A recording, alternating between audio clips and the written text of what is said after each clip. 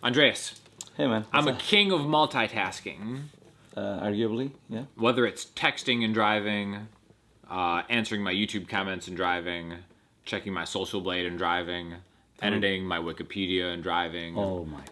Googling myself and driving, answering Instagram DMs and driving.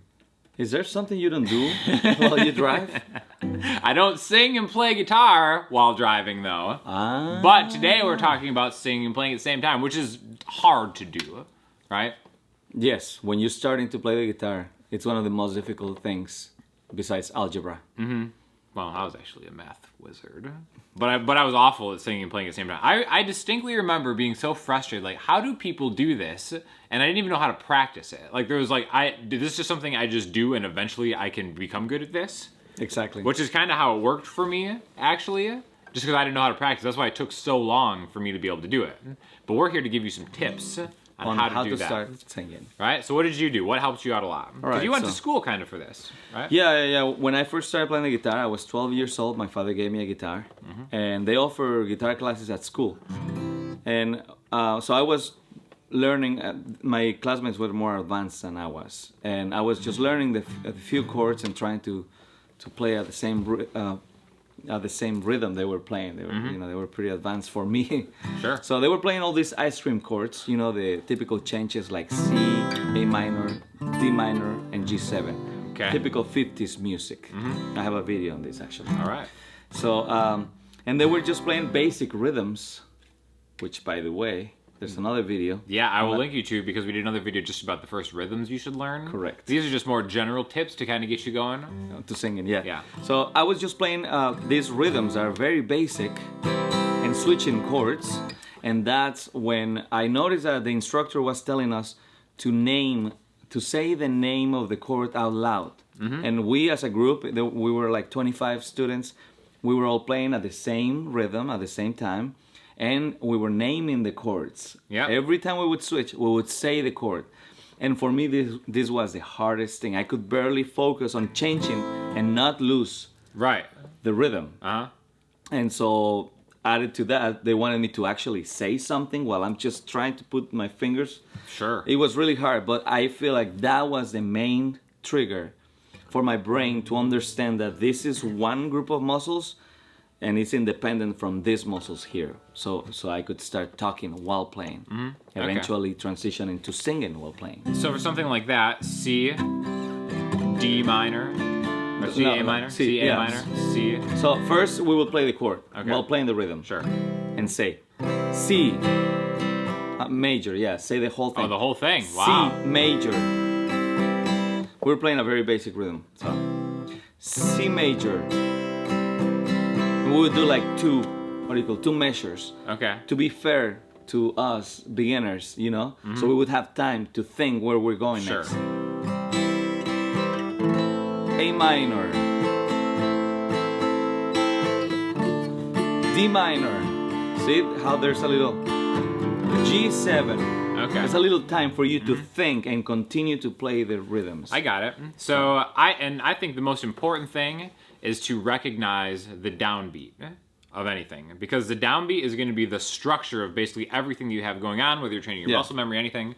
And when I say downbeat, when he's just playing like a pattern like that, 1, 2, 3, 4, 1, 2, 3, 4. The downbeat is the 1. Correct. So you want to be super solid on the 1. Yeah, you want to switch when there's a 1 going on. Right? And even if it just starts with the 1, my biggest tip would be to play a skeleton of any song that you're going to want to do, right?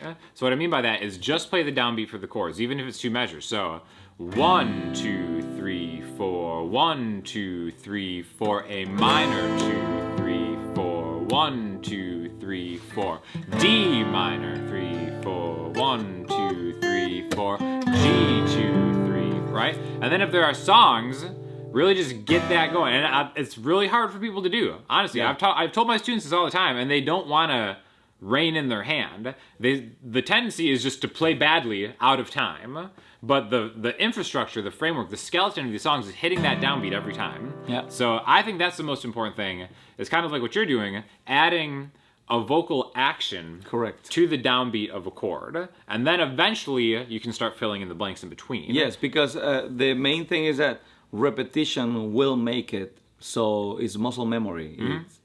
You don't have to think about it, and that's when it becomes mechanical. The movement of your hands playing the chords.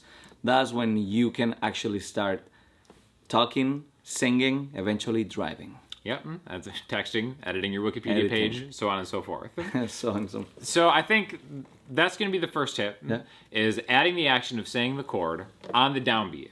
Yeah. Then when you have that, add it to the 2 of the count, right? If we're going 1, 2, 3, 4, 1, 2, 3, 4, say the name of the chord on the 2, right? So C, 2, 3, 4, C, 2, 3, 4, A minor. That's on the downbeat, right? A minor, 2, Also repeat 3, it again. 4, 1 D minor, 1 D minor, G. That could be. G. Never tried that, but that G, could work. Right? I think never tried it. That's how I was able to eventually train myself to be better at singing and playing at the same time, because attaching words to actions, I think, is one of the things that really gets you going. That's how I learned to start playing songs. Be like, all right, well, I'm gonna sing the word at the same time I'm doing an action with my hand, right? Because I think there's been studies that like true multitasking in the brain is actually literally impossible.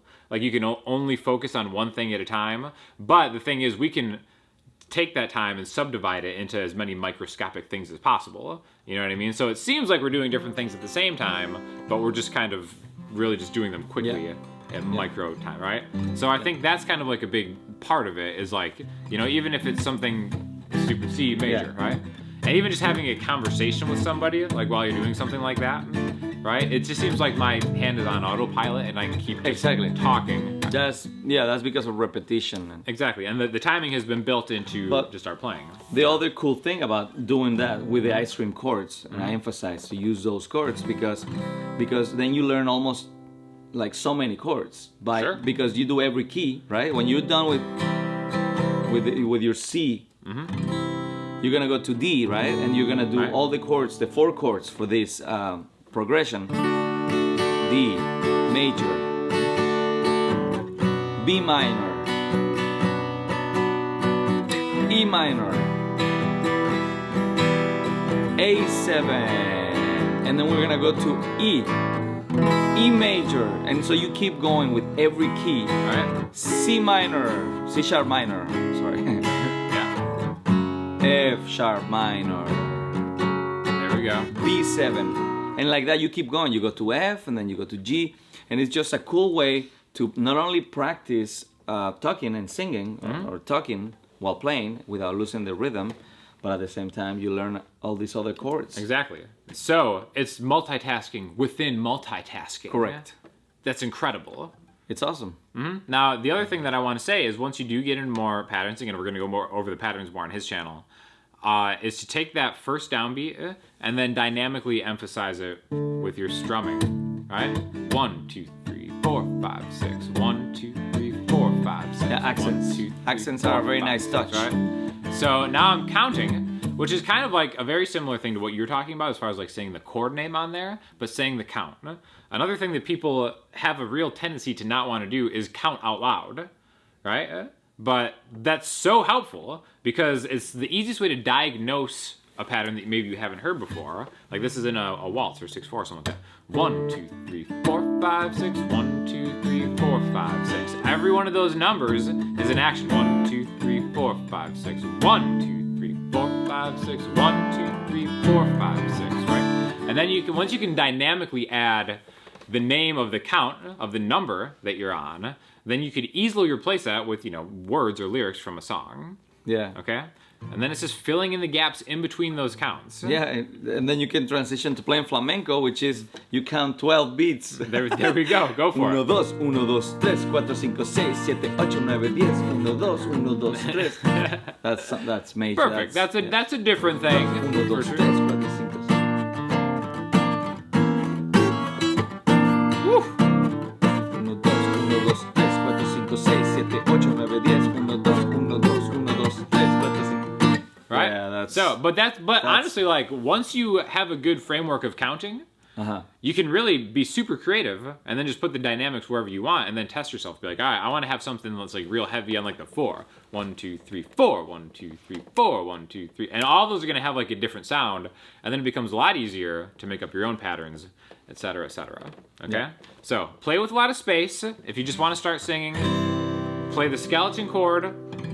Don't strum again. Sing while you're not strumming. But then make sure the downbeat of the next chord is there. Speak the name of the chord out loud in different keys, right? Yeah, use all the ice cream chords. They're great. I love how you call them ice cream chords. I love the ice cream chords. I've never heard ice cream chords until you taught me about it. Son, you're too young for ice cream chords. There's music from the 50s, you know? Are there dairy alternative ice cream chords? Yeah, of course. They're the vegan ice cream chords. Those they're not as good. They're very limited and very expensive. Yeah, they're not as good.